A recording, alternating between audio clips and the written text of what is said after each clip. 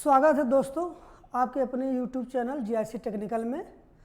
आज हम practice session का तीसरा श्रृंखला लेकर आपके समक्ष में उपस्थित हुए हैं। उम्मीद करता हूं कि जो भी टेस्ट सीरीज हम आपके लिए उपलब्ध करा रहे हैं वो आपको बेहद पसंद आ रही होगी। आज का हमारा पहला क्वेश्चन है, क्या है?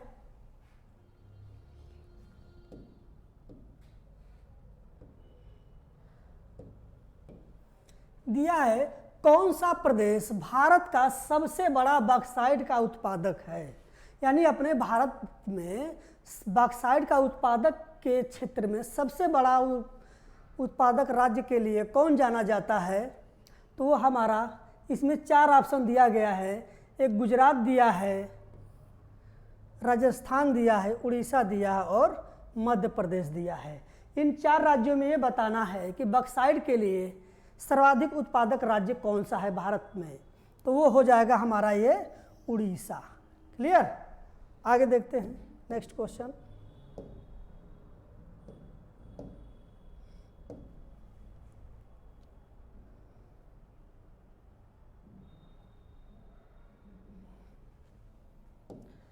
नेक्स्ट क्वेश्चन दिया है,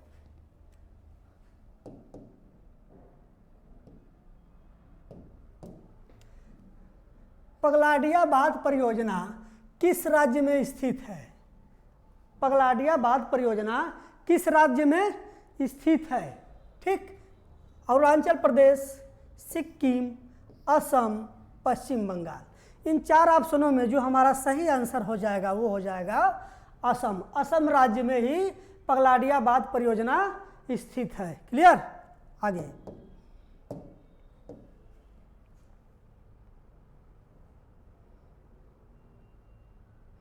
नेक्स्ट क्वेश्चन हमारा दिया है, तिब्बत में किस नदी को यारलुंग सागपो के नाम से जाना जाता है? तो ध्यान दीजिए, यारलुंग सागपो जो नदी है उसको तिब्बत में ब्रह्मपुत्र नदी को जाना जाता है। क्लियर? 4 नंबर का जो ऑप्शन है वो हमारा सही हो जाएगा। आगे देखते हैं।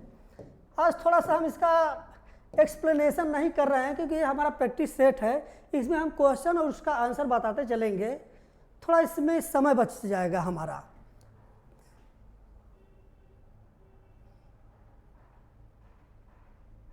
नेक्स्ट क्वेश्चन है, दिया क्या है,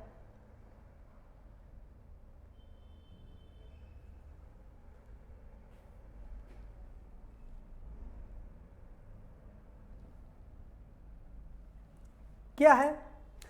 भारत में नलकूप के अतिरिक्त सिंचाई का सबसे बड़ा साधन कौन सा है? यह पीसीएस में 2 से 3 बार क्वेश्चन पूछा गया है और जहाँ तक मैं उम्मीद करता हूँ कि वनडे एग्जाम में भी इसकी पूछे जाने की संभावना लगभग में ज़्यादा ही रहती है। तो इसका आंसर क्या हो जाएगा? 4 ऑप्शन दिया है। एक दिया नहरें, बैंक, टैंक, नदियाँ और तालाब व झीलें। तो ध्यान दीजिएगा कि भारत में नलकूप के अतिरिक्त जो सिंचाई का माध्यम है वो हमारे नहरें हो जाएगा, है ना? ऑप्शन नंबर ए सही हो जाएगा।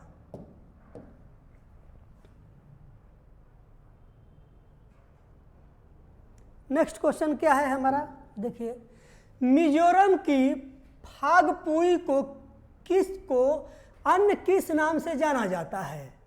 जो मिजोरम की फागपुई है उसको किस नाम से जाना जाता है? तो वो जाना जाता है, 4 ऑप्शन दिया है, black mountain, blue mountain, yellow mountain या मिजो हिल्स। तो ये जो होता है हमारा फागपुई को, उसको ब्लू माउंटेन के नाम से जाना जाता है। क्लियर? आगे देखते हैं। दिया है क्वेश्चन कि अमौसी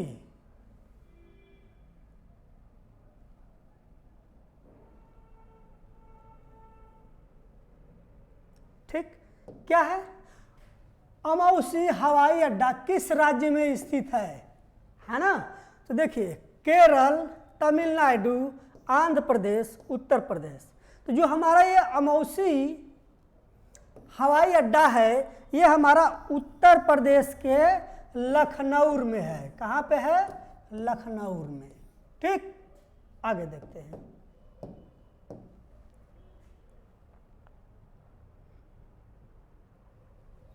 क्या है क्वेश्चन? दिया निम्नलिखित में से भारत का सबसे छोटा जिला कौन सा है? सबसे छोटा जिला की बात कर रहा है। जो हमारे भारत में सबसे छोटा जिला है, कहाँ पे है?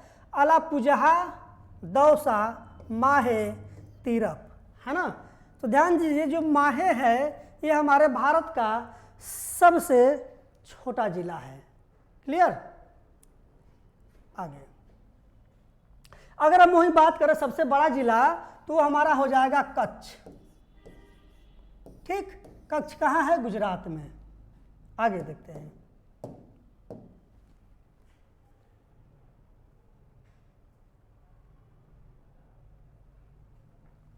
क्या है? दिया है निम्नलिखित में से कौन सी नदी दक्षिण भारत की सबसे बड़ी व चौड़ी नदी है?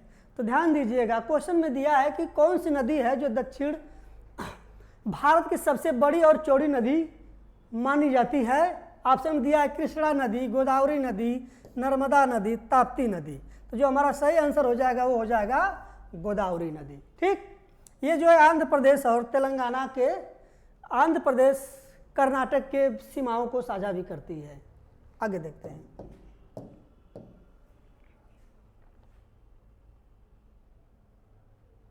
क्या है?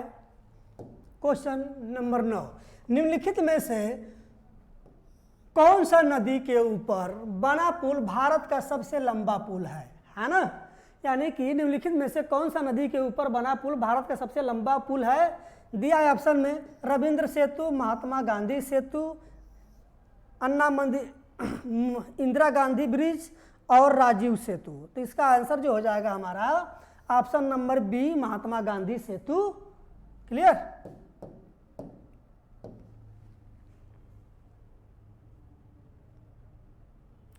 क्या दिया है? नेक्स्ट क्वेश्चन दिया है भारत के कितने राज्य अंतरराष्ट्रीय सीमा को स्पर्श करते हैं? भारत के कितने राज्य ऐसे हैं जो अंतरराष्ट्रीय सीमा को स्पर्श करते हैं? ऑप्शन में दिया है 10, 13, 15, 17 है। क्लियर? तो जो इसका ऑप्शन हो जाएगा सही वो डी हो जाएगा, यानी कि 17। अब 17 राज्य जो है अंतरराष्ट्रीय सीमाओं को स्पर्श करते हैं। अब यहाँ पे एक क्वेश्चन और पूछा जाता है, किस देश के साथ अंतरराष्ट्रीय सीमा सर्वाधिक लगती है? तो वो जो लगती है वो लगती है बांग्लादेश के साथ। बांग्लादेश के साथ। सबसे कम किसके साथ लगती है? तो वो लगती है अफगानिस्तान के साथ। अफगानिस्तान। क्लियर? कितना लगती है? तो ये लगभग में 4095 या 106 किलोमीटर लगती है। इतना ध्यान रहे। आगे देखते हैं।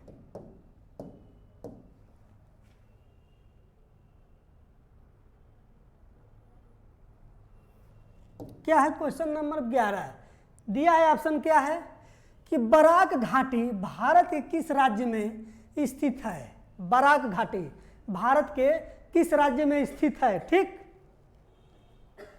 ऑप्शन में दिया है नागालैंड, असम, जम्मू कश्मीर, अरुणाचल प्रदेश। तो हमारा जो आंसर हो जाएगा नंबर बी, असम में ही हमारा बराक घाटी स्थित है।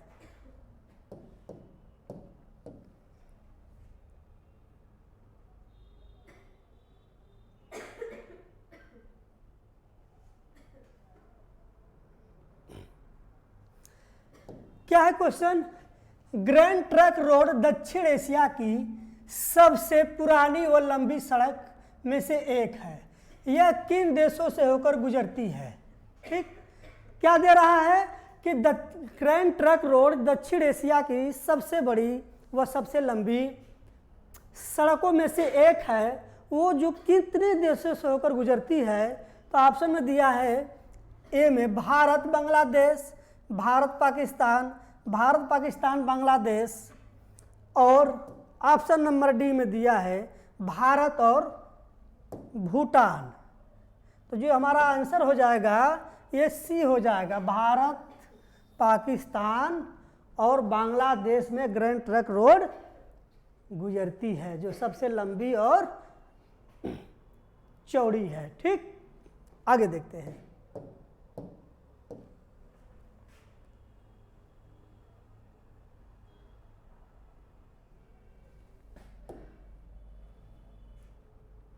क्या है नेक्स्ट क्वेश्चन में, सिंधु नदी किस पर्वत श्रेणी से निकलती है? जो सिंधु नदी है जिसपे जल विवाद भारत और पाकिस्तान के मध्य है, उसमें ये कहा गया है कि सिंधु नदी का जो जल है उस पे 20% भारत और 80% पाकिस्तान जल का उपयोग करेगा। यानी जो सिंधु नदी का जल है उसमें से 20% जल का उपयोग भारत करेगा और 80% जल का उपयोग पाकिस्तान करेगा। इसी को बात में रख करके इस नदी के जल का जो विभाजन हुआ है। आगे इसका आंसर में क्या है देख लेते हैं हम। 4 ऑप्शन दिया है, रोहतांग दर्रा, दक्षिण पूर्वी कश्मीर, कैलाश पर्वत की उत्तरी ढलान और कैलाश श्रेणी की पूर्वी ढलान। ध्यान दीजिएगा, जो हमारी सिंधु नदी है वो कहाँ से निकलती है? तो option number C is the right answer. Kailash श्रेणी की उत्तरी ढलान से सिंधु नदी निकलती है। आगे देखते हैं।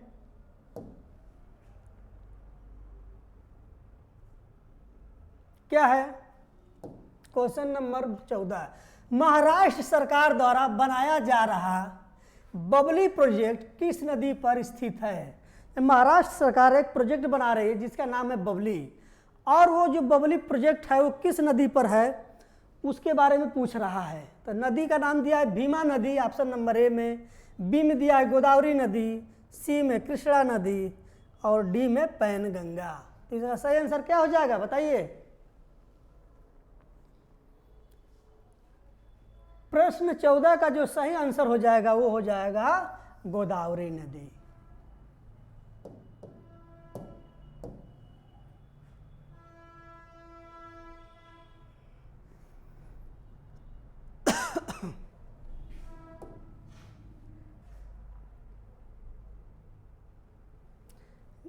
अगला क्वेश्चन है,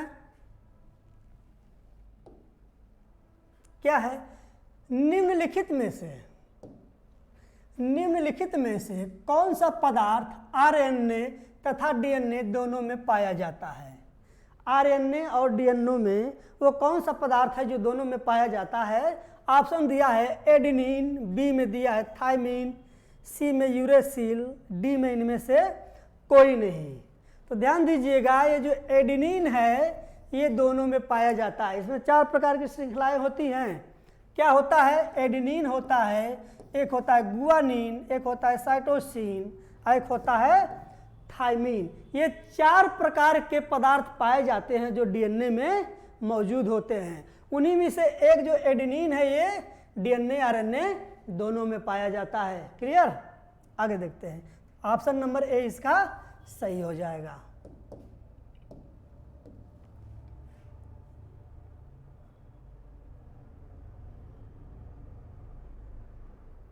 नेक्स्ट क्वेश्चन क्या है दिया, डीएनए पॉलीमरेज एंजाइम किसमें संश्लेषण में काम आता है? किसके संश्लेषण में काम आता है? तो ध्यान दीजिएगा, ऑप्शन में क्या दिया है, ए में दिया है डीएनए से आरएनए और बी में दिया है आरएनए से डीएनए, सी में दिया है न्यूक्लियोटाइड से डीएनए, या इनमें से कोई नहीं। तो ये जो इसका आंसर हो जाएगा वो हो जाएगा ऑप्शन नंबर सी। क्या है? न्यूक्लियोटाइड से डीएनए।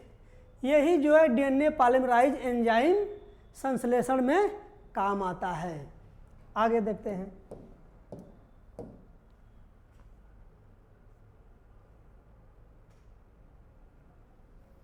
क्वेश्चन दिया है, हाइड्रोफाइट किसे कहते हैं? हाइड्रोफाइट्स किसे कहते हैं? बहुत बार एग्जाम में पूछा गया है। अब बहुत इंपॉर्टेंट है, इस पर ध्यान दीजिएगा। क्या है? ऑप्शन नंबर ए दिया है, एक सामुद्रिक जानवर को, दूसरा एक जलीय पौधे को, सी में क्या है एक पौधी रोग को, और डी एक जड़ रहित रोग को, है ना। तो जो इसका सही आंसर हो जाएगा वो आंसर बी हो जाएगा। एक जलीय पौधे को हाइड्रोफाइट्स कहते हैं। क्लियर, आगे देखते हैं।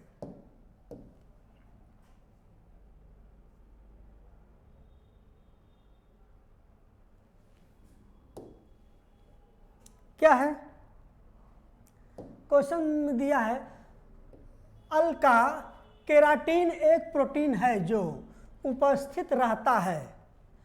अल्का केराटिन एक प्रोटीन है जो उपस्थित रहता है। किस में उपस्थित रहता है? ऑप्शन नंबर ए, चर्म में, ऊन में, रक्त में या अंडों में। तो जो ये उपस्थित होता है ये चर्म में उपस्थित होता है। क्लियर।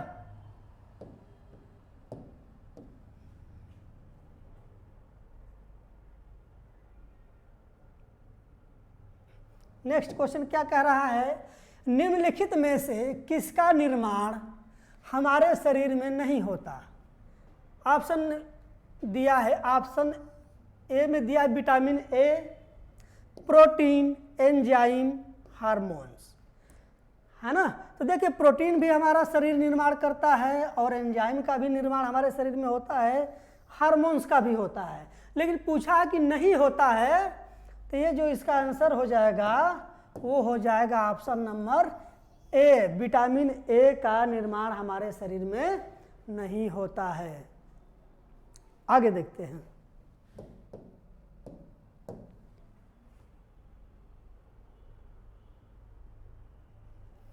क्या है,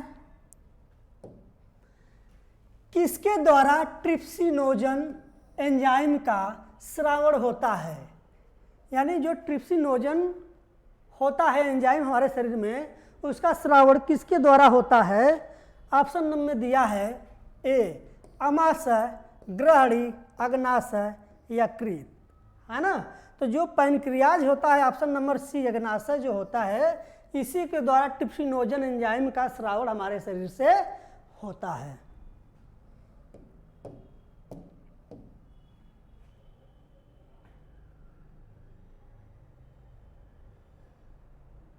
नेक्स्ट क्वेश्चन क्या कह रहा है, दूध ग्रंथियों को दूध के स्रावण हेतु उत्तेजित करने वाला हार्मोन्स कौन सा है ना। यानी जो दूध ग्रंथियों को दूध के स्रावण के लिए उत्पादित करता है वो कौन सा हार्मोन्स है जिसके कारण से दूध क्या होता है, उत्तेजित होता है, निकलता है, या उसके लिए वो उत्तरदायी होता है। ऑप्शन में दिया है ACTH, LH या वैसोप्रोसिन या प्रोलैक्टिन। तो जो इसका आंसर हो जाएगा ऑप्शन नंबर डी, प्रोलैक्टिन हो जाएगा। क्लियर, बहुत बार पूछा गया है ये क्वेश्चन।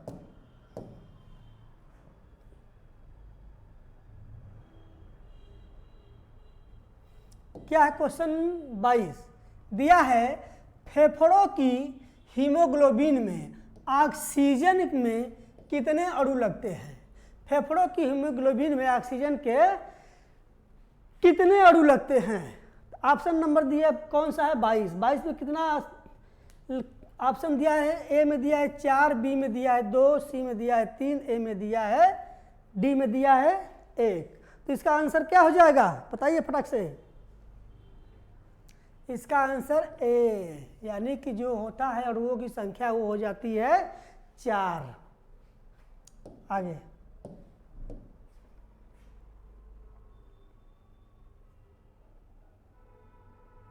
क्या है,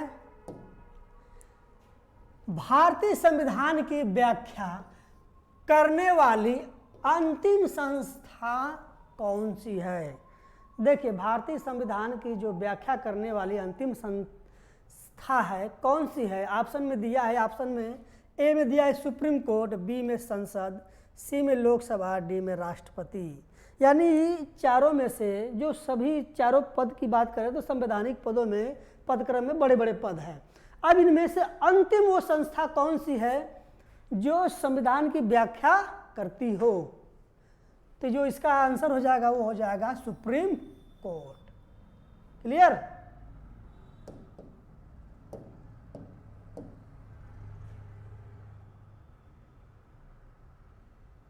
क्या है?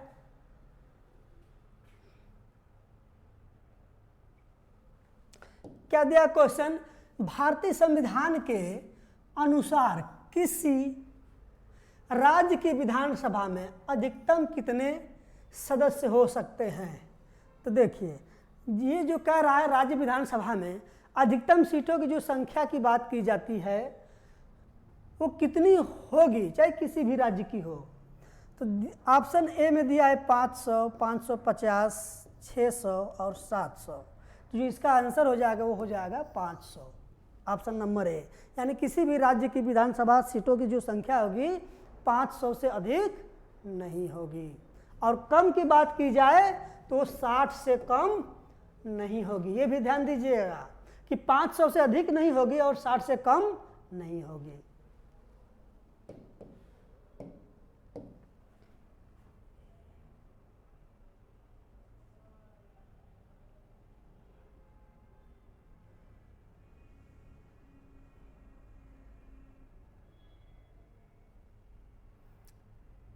पच्चीस नंबर में क्या कह रहा है, ध्यान दीजिए। संसद के 2 सत्रों के बीच अधिकतम अंतराल कितना हो सकता है ना? संसद के 2 सत्रों के बीच अधिकतम अंतराल कितना हो सकता है? ऑप्शन में दिया है, ऑप्शन नंबर ए 30 दिन, बी में 50 दिन, डी में 6 माह और सी में 6 माह, डी में 12 माह, है ना? तो जो 2 संसदों के बीच का जो अंतराल होगा वो किसी भी हालत में 6 महीने से अधिक नहीं होगा। ऑप्शन क्या हो जाएगा? सी, यानी 6 माह। आगे देखते हैं।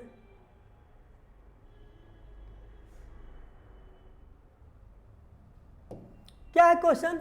धन विधेयक का जिक्र संविधान के किस अनुच्छेद में है? धन विधेयक का जिक्र संविधान के किस अनुच्छेद में है? ऑप्शन दिया है ए 113, बी में 111, सी में 110, डी में 115। तो ध्यान दीजिएगा, जो धन विधेयक है वो हमारे संविधान के आर्टिकल 110 में उल्लेखित है। क्लियर? आगे देखते हैं।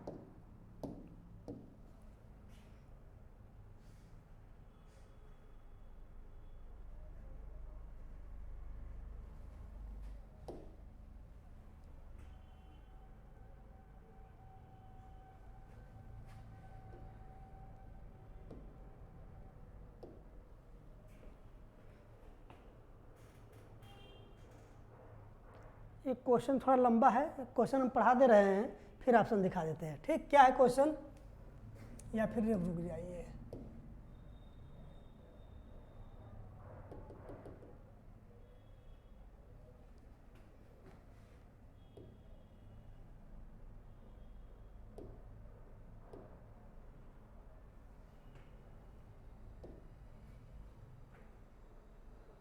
देखिए क्या है, लोकसभा में नागालैंड, मिजोरम, मेघालय और अरुणाचल प्रदेश की अनुसूचित जनजातियों को लोकसभा सीटों में आरक्षण किस संविधान संशोधन के तहत दिया गया?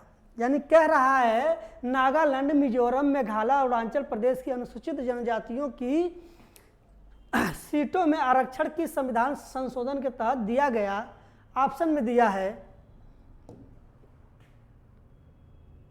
ध्यान दीजिएगा, ऑप्शन में दिया है ए में 97वें संविधान संशोधन, बी में 55वें संविधान संशोधन, सी में 52वें संविधान संशोधन या फिर डी में 59वें संविधान संशोधन। तो ध्यान दीजिएगा, ऑप्शन ए 97वें संविधान संशोधन में इन 4 राज्यों, कौन कौन से राज्य हैं एक बार फिर से देख लीजिए, है ना? तो नागालैंड,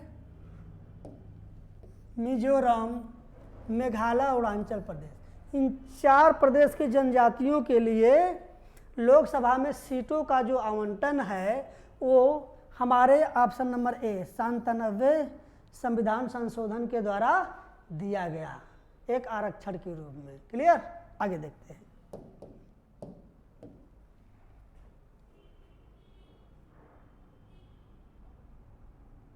क्या है क्वेश्चन? दिया है वार्षिक वित्तीय विवरण, वार्षिक वित्तीय विवरण का प्रावधान किस अनुच्छेद में है? इसी को हम क्या बोलते हैं? वार्षिक वित्तीय विवरण को ही हम बजट बोलते हैं। ध्यान दीजिएगा, क्या बोलते हैं? बजट। जो हमारे यहाँ कौन इसको बजट को पेश करता है? तो वित्त मंत्री करता है। क्लियर? अब बात आती है कि इसका अनुच्छेद किसमें उल्लेख किया गया है? ऑप्शन दिया है, option A 110, option B 112, option C 115 या फिर ऑप्शन डी 117। तो ध्यान दीजिए, अनुच्छेद 112 में वार्षिक वित्तीय विवरण का प्रावधान दिया गया है, जिसको हम बजट कहते हैं। बजट शब्द का उल्लेख भारतीय संविधान में नहीं किया गया है, इसी के स्थान पर वार्षिक वित्तीय विवरण का प्रावधान किया गया है। क्लियर हो गया? चलिए,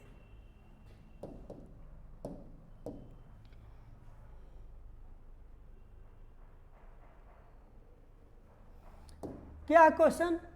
भारतीय नागरिकता अधिनियम कब पारित हुआ? भारतीय नागरिकता अधिनियम कब पारित हुआ?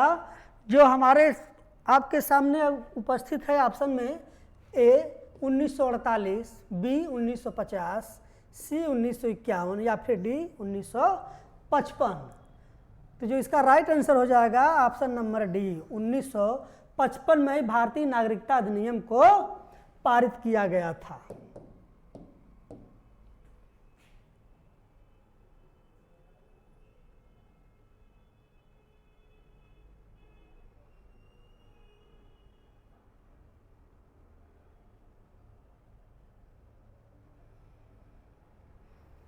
चलिए, नेक्स्ट क्वेश्चन क्या है?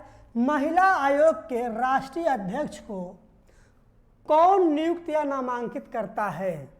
जो महिला आयोग होता है, उस महिला आयोग के अध्यक्ष को किसके द्वारा नामांकित या नियुक्त किया जाता है? ऑप्शन नंबर ए में दिया है राष्ट्रपति, बी में केंद्र सरकार, सी में उपराष्ट्रपति या संसदीय समिति की सिफारिश पर संसदीय समिति की सिफारिश पर राष्ट्रपति, है ना? तो जो इसका राइट आंसर हो जाएगा वो केंद्र सरकार के द्वारा किया जाता है, ऑप्शन नंबर बी।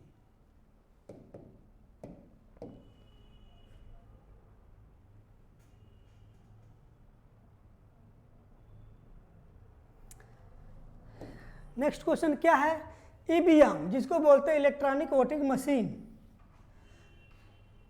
का भारत में पहली बार कब प्रयोग या प्रयोगात्मक आधार पर की गई थी? कहने का मतलब इसके ये है कि भारत में ईवीएम से चुनाव प्रणाली को प्रारंभ करने की शुरुआत कब से की गई है? तो उसका आंसर दिया है ऑप्शन में, ए में दिया 1989-90, बी में दिया है 92-93, सी में दिया है 98-99 या फिर डी में दिया है 2002 से 2003। तो इसका जो राइट आंसर हो जाएगा 1989-90। 1989-90 से ही हमारे देश में ईवीएम की शुरुआत हुई है या ईवीएम आया है। क्लियर? आगे देखते हैं, कोई आया है क्या? नेक्स्ट क्वेश्चन क्या है?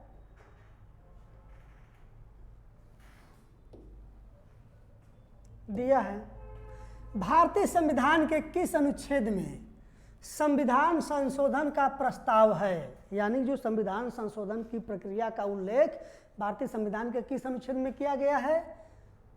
आंसर में दिया है ए में 253, 253, अनुच्छेद बी में 355, अनुच्छेद 368 और डी में 369, है ना? जो इसका राइट आंसर हो जाएगा वो हो जाएगा ऑप्शन सी 368। ये कहाँ से लिया गया है? संविधान संशोधन की प्रक्रिया कहाँ से लिया गया है या किस देश की संविधान से लिया गया है? तो ये ऑस्ट्रेलिया के संविधान से लिया गया है। क्लियर? आगे देखते हैं।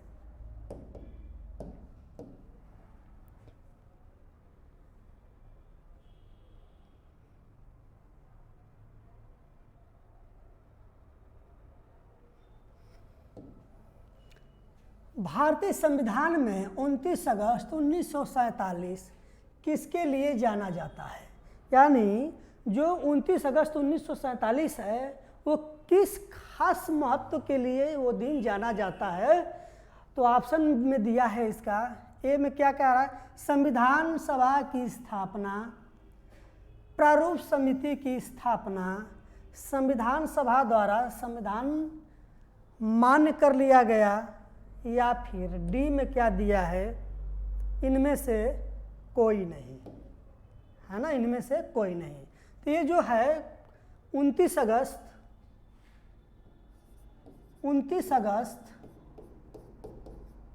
1947 ये जो विख्यात है या जाना जाता है, वो जाना जाता है प्रारूप समिति की स्थापना के लिए, है ना।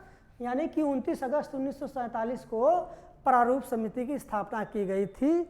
इस समिति में कुल 7 सदस्य थे, जिसके अध्यक्ष डॉक्टर भीमराव अम्बेडकर को बनाया गया था। क्लियर? आगे देखते हैं।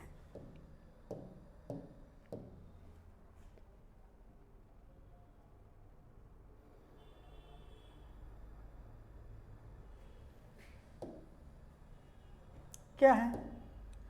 निम्नलिखित में कौन सा फांसी की सजा को क्षमा कर सकता है? निम्नलिखित में से कौन सा फांसी की सजा को क्षमा कर सकता है? ऑप्शन में क्या दिया है?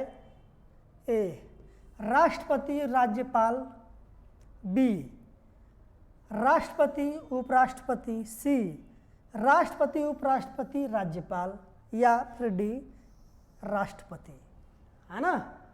तो जो इसका राइट आंसर हो जाएगा ऑप्शन डी, केवल राष्ट्रपति, है ना। दिया गया है अनुच्छेद 72 में कहा गया क्षमा दंडादेश निलंबन तथा लघुकरण की शक्ति राष्ट्रपति को या राष्ट्रपति में नीत होगी, है ना। तो यही बात कहा गया है, अनुच्छेद 72 के तहत की ही बात कर रहा है कि केवल राष्ट्रपति ही है जो फांसी को माफ कर सकता है। समझ में आ गई बात? ऑप्शन डी सही हो जाएगा। हाँ, एक चीज़ और ध्यान दे दीजिएगा इसमें थोड़ा सा, कि फांसी को तो नहीं, लेकिन सजा को माफ करने का अधिकार थोड़ा बहुत राज्यपाल को भी है, लेकिन फांसी की माफी नहीं। छोटी मोटी सजा है तो उसको राज्यपाल भी माफ कर सकता है। आगे देखते हैं।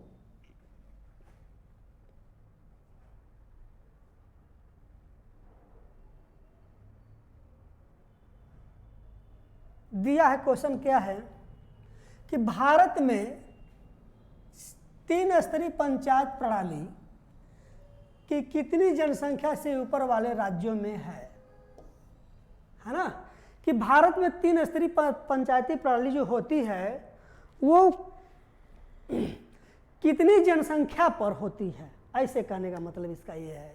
तो ऑप्शन दिया है ए में 15 लाख, 25 लाख, 20 लाख या फिर 30 लाख। तो जो ऑप्शन इसका बी सी है 20 लाख सही हो जाएगा। यानी कि जिस नगर में या जिस स्थान पे, जिस जिले में 20 लाख जनसंख्या निवास करती है, वहाँ पर 3 स्तरीय प्रणाली को लागू किया जा सकता है। वो 3 स्तरीय क्या है आप जानते हैं, ग्राम पंचायत, जिला पंचायत और क्षेत्र पंचायत, है ना। ये 3 स्तर हैं चुनाव कराने की, जो कि अभी अगर हम अभी बात करें तो 2021 में हमारे उत्तर प्रदेश में हुआ है। क्लियर?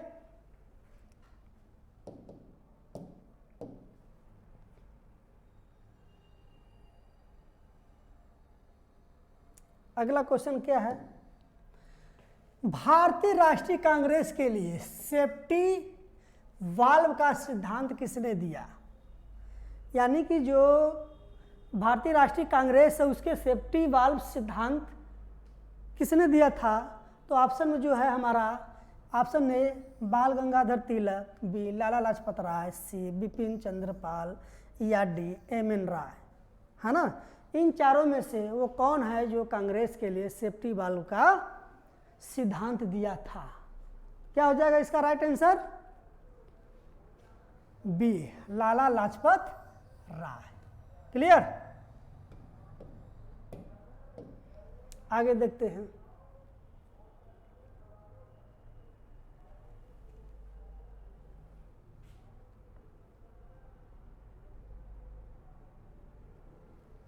क्या है दिया है, बंदी जीवन नामक पुस्तक निम्नलिखित में से किस क्रांतिकारी ने लिखी थी। एक पुस्तक है बंदी जीवन, उसको किसने लिखा है। ऑप्शन दिया है ए में चंद्रशेखर आजाद, बी सचिंद्रनाथ सान्याल, सी रास बिहारी बोस, या डी भगत सिंह। कौन है जो बंदी जीवन की नामक किताब को लिखा है ना। क्या हो जाएगा, option B Sachindranath Sanyal. Clear, आगे देखते हैं।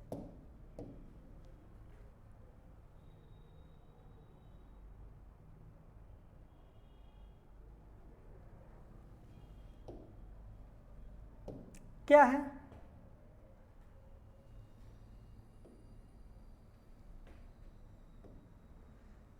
इलवर्ट विधेयक का विवाद किस वायसराय से संबंधित है। इलवर्ट विधेयक का विवाद किस वायसराय से संबंधित है। तो लॉर्ड कर्जन ऑप्शन ए में, बी में दिया है लॉर्ड लिट्टन, सी में लॉर्ड रिपन, या फिर डी लॉर्ड हार्डिंग, है ना। तो किसकी बात कर रहा है, तो Lord, option number C Lord Ripon. Lord Ripon का मतलब कब की बात हो रही है, ये 1881 की बात हो रही है। क्लियर, आगे देखते हैं।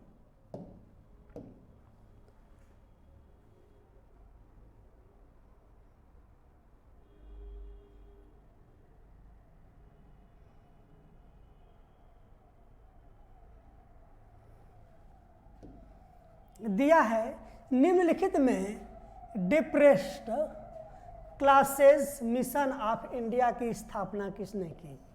ध्यान से देखिएगा, depressed classes mission of India की स्थापना किसने की।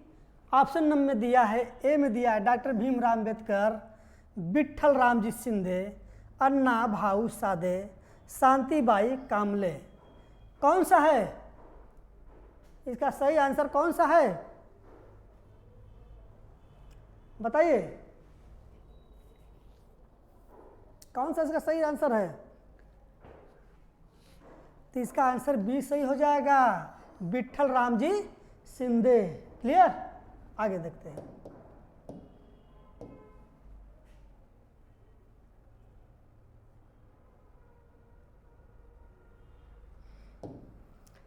क्या है, सत्यशोधक समाज की स्थापना किसने की थी। जो सत्यशोधक समाज है उसकी स्थापना किसने की। ऑप्शन में दिया है ए राजा राम मोहन राय, नारायण गुरु, ज्योतिबा फूले, या लहूजी राघोजी साल्वे। तो जो सत्यशोधक है, सत्यशोधक समाज की स्थापना ज्योतिबा फूले ने किया था। क्लियर, आगे देखते हैं।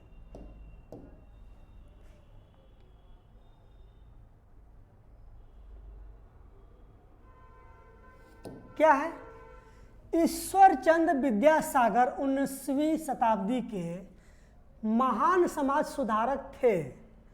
किस सामाजिक कार्य के लिए संघर्ष किया, है ना। क्या है, ईश्वरचंद्र विद्यासागर 19वीं शताब्दी के महान समाज सुधारक थे, उन्होंने सामाजिक कार्य के लिए संघर्ष किया। तो ऑप्शन दिया है वो कौन सा कार्य जिसके लिए उन्होंने संघर्ष किया।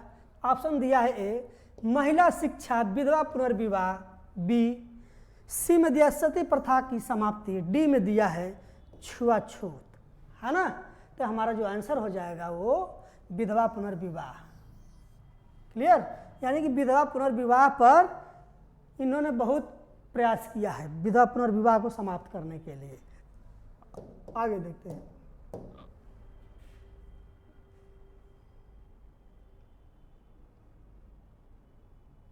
बड़ा हो जा रहा है। क्या दिया है ऑप्शन में, द्वितीय विश्व युद्ध के दौरान भारत के किस केंद्र शासित प्रदेश पर जापान ने कब्जा किया था।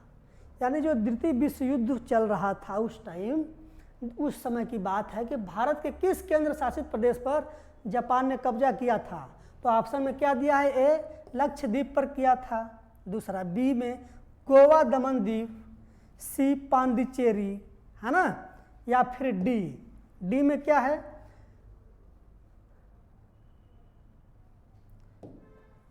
अंडमान निकोबार द्वीप समूह, है ना, क्लियर।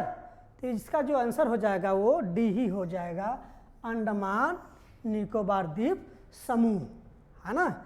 यहीं पर जापान ने कब्जा कर लिया था, लेकिन यहाँ पे इतना संसाधन उपलब्ध न होने के कारण से ये क्या किए 1961 में छोड़कर चले गए।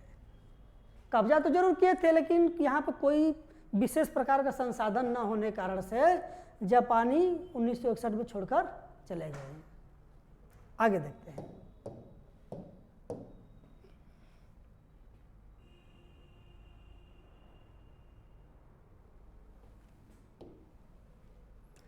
क्या है 43, विनोबा भावे ने व्यक्तिगत सत्याग्रह की शुरुआत कब की?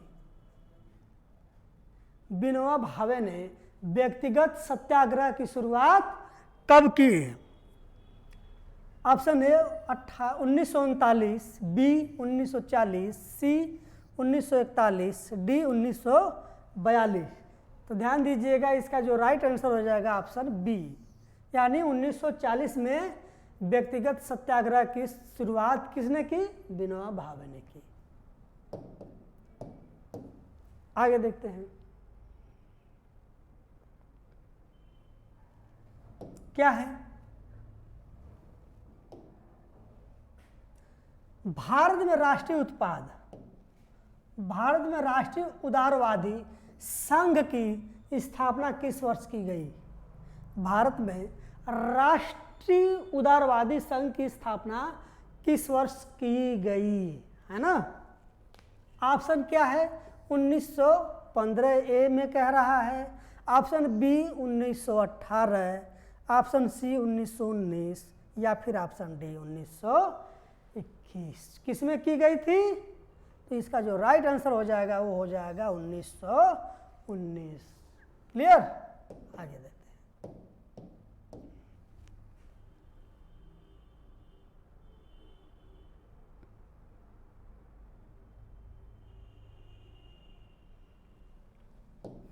कुछ करंट का भी क्वेश्चन लिया गया है जो आगामी परीक्षाओं को देखते हुए। क्या है, हाल ही में मणिपुर, मेघालय, त्रिपुरा का स्थापना दिवस किस दिन को मनाया गया, है ना। अभी हाल ही की बात है कि वो कौन सा दिन है जिस दिन मणिपुर, मेघालय, त्रिपुरा का स्थापना दिवस मनाया गया। 4 ऑप्शन है, ए में दिया है 17 जनवरी, बी में दिया है 19 जनवरी, सी में दिया है 21 जनवरी या फिर डी में 23 जनवरी, है ना। कौन सा ऑप्शन सही हो जाएगा? तो ऑप्शन जो है सी 21 जनवरी को तीनों राज्यों का स्थापना दिवस के रूप में मनाया गया। क्लियर। आगे देखते हैं।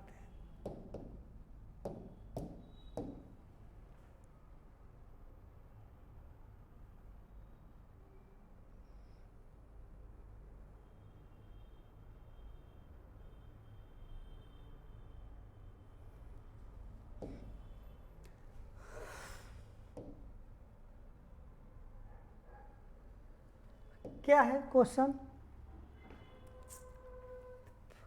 हाल ही में इंडोनेशिया ने अपने मौजूद राजधानी जकार्ता को बदलकर किस शहर को अपनी नई राजधानी बनाने की घोषणा की है ना। यानी जो इंडोनेशिया देश है उसकी राजधानी जो थी जकार्ता थी, उसको बदलकर अब किस शहर को या किस स्थान को अपना राजधानी बनाने की घोषणा की है। तो ऑप्शन जो इसका हो जाएगा ए में नुसंतारा, बी मैदान, सी बेकासी सिटी या डी सूराबाया, है ना। तो जो इसका राइट आंसर हो जाएगा वो हो जाएगा ए नुसंतारा, है ना। नुसंतारा जो है इसका राइट आंसर हो जाएगा।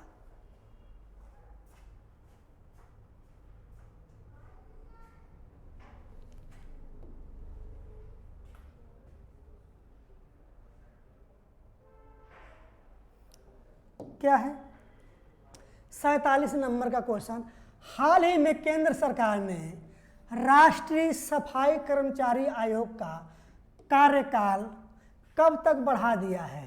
यानी भारत सरकार केंद्र सरकार के राष्ट्रीय सफाई कर्मचारी आयोग का कार्यकाल कब तक के लिए बढ़ा दिया गया है। देखते हैं क्या होता है। ऑप्शन नंबर में दिया 31 मार्च 2024, दूसरा दिया है 31 मार्च 2025, 30 जून 2025 या 31 मार्च 2023। तो इसका जो राइट आंसर हो जाएगा बी, 31 मार्च 2025 तक के लिए केंद्र सरकार ने सफाई कर्मचारी आयोग का कार्यकाल बढ़ा दिया है। क्लियर, आगे देखते हैं।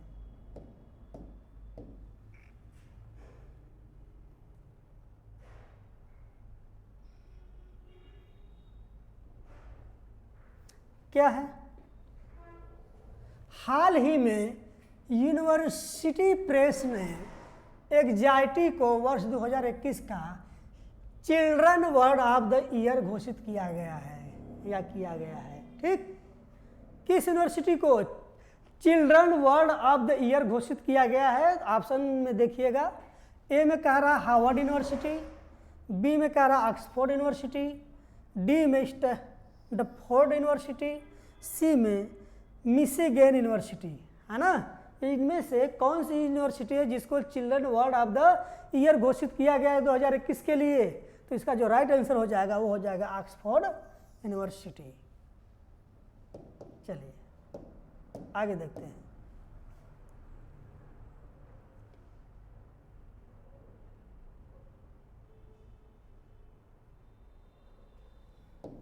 क्या है क्वेश्चन, दिलीप संघानी हाल ही में निम्न में से किसके नए अध्यक्ष बने हैं। यानी जो दिलीप संघानी हैं उनको किसका नया अध्यक्ष के रूप में चुना गया है।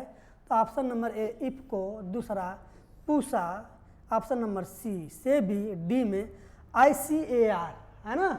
तो जो दिलीप संघानी है इनको इफ्को का अध्यक्ष बनाया गया है। क्लियर,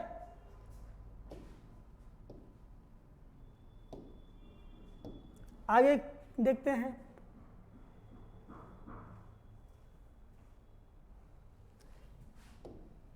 पचास नंबर का क्वेश्चन, ये हमारा इस टेस्ट सीरीज का लास्ट क्वेश्चन है। क्या है, हाल ही में आई अंकटैड रिपोर्ट के अनुसार भारत में FDI प्रवाह सन 2021 में कितने प्रतिशत घटा है ना।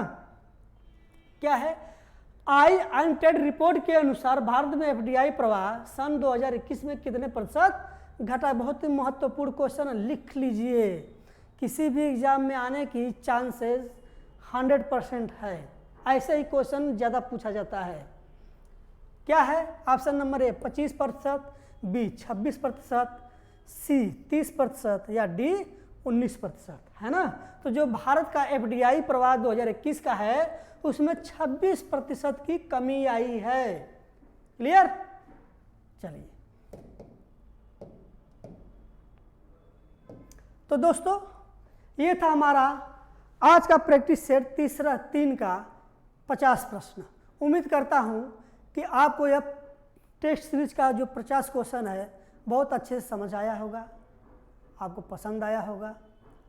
और आगे भी ऐसे ही हम टेस्ट श्रृंखला लेकर आते रहेंगे जो किसी भी एग्ज़ाम के लिए बहुत ही हेल्पफुल होगा।